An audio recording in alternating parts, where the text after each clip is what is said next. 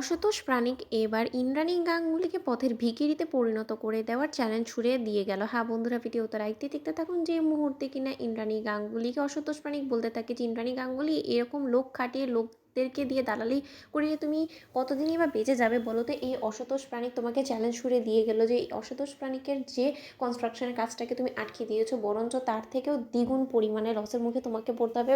তোমাকে রীতিমতো সমস্ত কিছু হারিয়ে নিঃস্ব যদি আমি না করে দিতে পেরেছি, পথের ভিখিরি না পরিণত করতে পেরেছি, তাহলে আমার নামও কিন্তু অসতোষ প্রাণিক নয়। ঠিক সেই মুহূর্তেই যখন কিনা ইন্দ্রাণী গাঙ্গুলি বলতে থাকে যে যা পারবে করে নাও, যাও।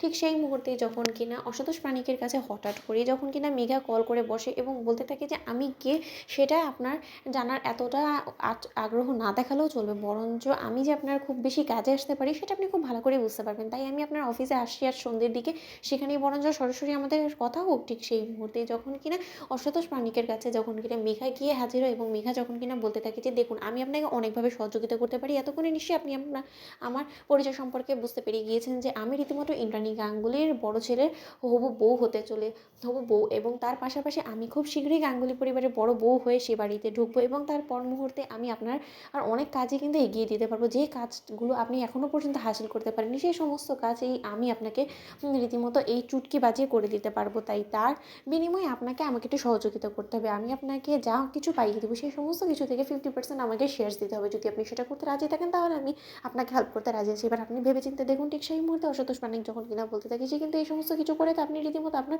শ্বশুরবাড়ির লোকদেরকে ঠকাচ্ছেন এবং তাদের সঙ্গে বিশ্বাসঘাতকতা করছেন, এবং এই সমস্ত কিছু করে আপনার লাভটা কি বলুন তো।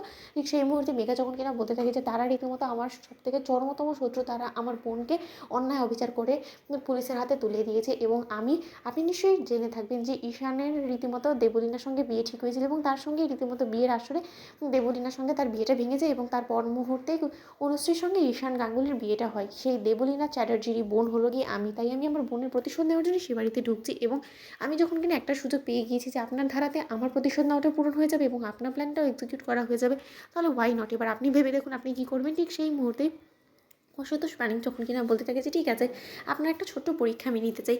আপনি বরঞ্চ এই ফাইলটার মধ্যে ইন্দ্রাণী গাঙ্গুলির সিগনেচার করিয়ে আনবেন এবং এই কাজটা যদি আপনি করতে পেরে যান তাহলে আমি মেনে নেবো যে না, সত্যিকার অর্থে আপনি আমার হয়ে কাজ করবেন। ঠিক সেই মুহূর্তে মেঘা যখন কিনা বলতে থাকে যে এটার মধ্যে কী লেখা আছে, ঠিক সেই মুহূর্তে অসতোষ প্রাণিক বলতে থাকে যে এটার মধ্যে সেই কনস্ট্রাকশন কাজটা যেটা কিনা ইন্দ্রাণী গাঙ্গুলি নিজে আটকে রেখেছে সেইটাই রীতিমতো সে যে সৎজ্ঞানে অনুমোদন দিচ্ছে সেটাই লেখা আছে, এবং এই কাজটা যদি একবার আমার হয়ে যায় তাহলে আমি মেনে নেবো যে সত্যিকার অর্থে আপনি আমার হয়ে কাজ করবেন। এবং তার পরবর্তী থেকে ইন্দ্রাণী গাঙ্গুলি যে সৎজ্ঞানে সমস্ত সম্পত্তি স্থাবর আমাদের নামে ট্রান্সফার করে ফেলছে সেই ডকুমেন্টটা আমি আপনার হাতে হ্যান্ড ওভার করবো। তো বন্ধুরা লাইক কমেন্ট শেয়ার করে সাবস্ক্রাইব করতে ভুলো না।